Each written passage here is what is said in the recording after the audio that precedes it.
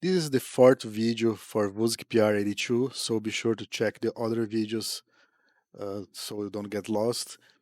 And I'm going to talk about the audio object group option. So let me load a few samples here. Drum loops, drum machine loops. I'm going to load this guy here. Let me change my template here for the round complex. And this is two measures. So I'm going to go here on the bottom and select two measures. And then I'm going to add another one that's going to be 4 measures. So, okay, so the first one, I'm going to name it on the group here. I'm just going to put drums. And then on the second one, I'm going to put drums again. And if I don't select multi in the same group, I won't be able to play both at the same time. So this can be very handy. Let's say I play the first one, I trigger the second one. After 4 measures, it's going to start up.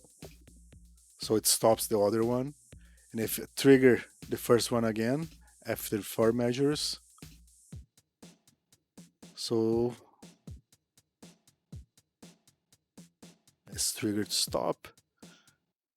So it's very handy. And let's say I want another audio. I don't have any other 120 bits here. Let me see all the processed loops here. So if I have another one, let's try this one. So this is two measures.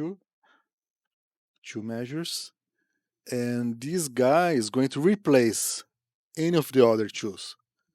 So first thing I'm going to do is edit the first one, multi in the same group, the second one, multi in the same group, and the third one, I'm going to make it group stop drums. So let's play this. The first one, I'm going to put the second one to trigger after the 4 measures. So it's queued to start. So they're both playing now. I'm going to kill this guy.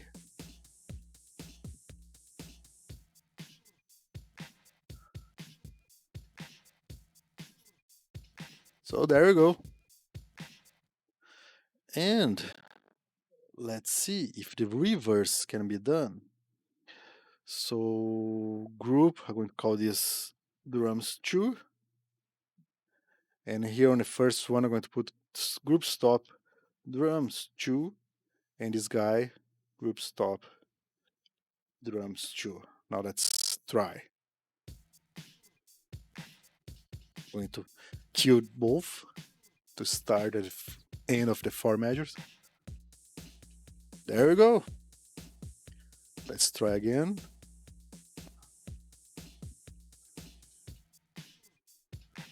Let's trigger the other 2 guys again.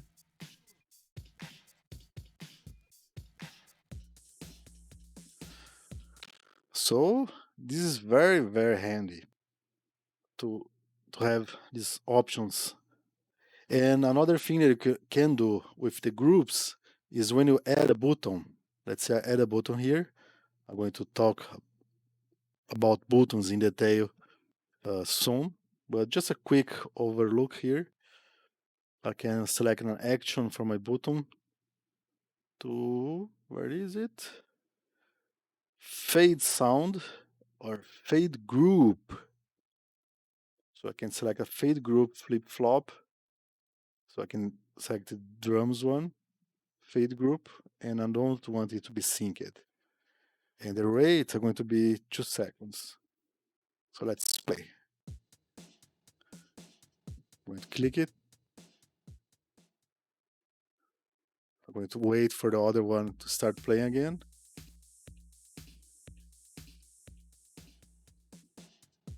So it's flip flopping. So now one goes up and the other goes down. So I'm crossfading between both sounds.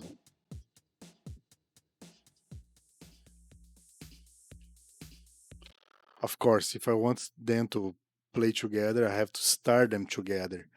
And just a quick overview of the button multi-selector.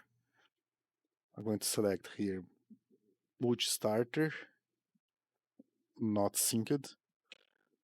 So I can select two sounds to start together. Fade out and fade in.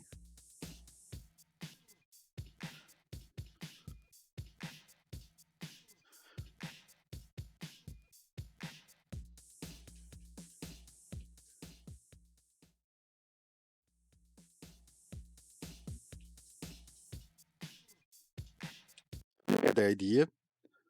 So those are the group options. We also have the back to, which I haven't coded yet, but the idea is that you can select a sound, and after it plays, it goes back to another sound. So I'm working on that too. And from these options here, we have pretty much covered the whole thing. So there's not much we can talk about. Then we're going to talk about in the buttons next. Then I'm going to talk about the images, and that's going to be pretty much it.